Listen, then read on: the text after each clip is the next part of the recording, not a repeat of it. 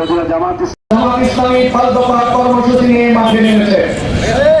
আমাদের সেই 5 দফা হলো নির্বাচনের জন্য সকল দলগুলো যাতে নির্বাচনী প্রচার অভিযান সমানভাবে চালাতে পারে সেই জন্য লেভেল প্লেইং ফিল্ডের ব্যবস্থা করতে হবে।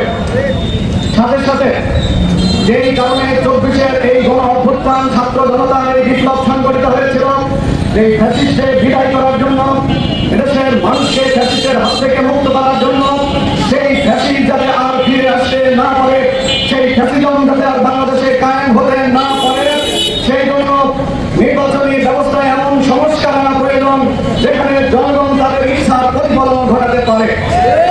আমার ভোট আমি দেব, বুঝে শুনে উপযুক্ত পাত্রে দেব, এর বাস্তব প্রতিফলন ঘটানোর জন্য নির্বাচনী ব্যবস্থায় যথেষ্ট সংস্কারের প্রয়োজন আছে বলে জামাত ইসলামী মনে করে। সেই জন্যই আমরা বলেছি উভয় জায়গায় উচ্চ কক্ষ এবং নিম্ন কক্ষ এখানে ক্রিয়া পদ্ধতিতে নির্বাচন করতে হবে।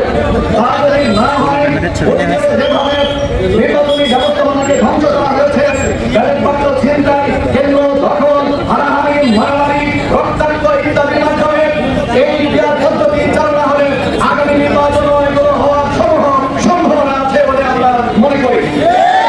এছাড়া ক্রিয়া পদ্ধতি চালনা হলে এদেশে নির্বাচন কেন্দ্রিক মনোনয়ন বাণিজ্য আছে, এগুলো বন্ধ করা সম্ভব হবে না। তাই জামাত ইসলামের এই মৌলিক দাবি সরকারকে অবশ্যই বিবেচনায় নিতে হবে। এছাড়া বাংলাদেশে কোনো নির্বাচন হবে না ইনশাআল্লাহ।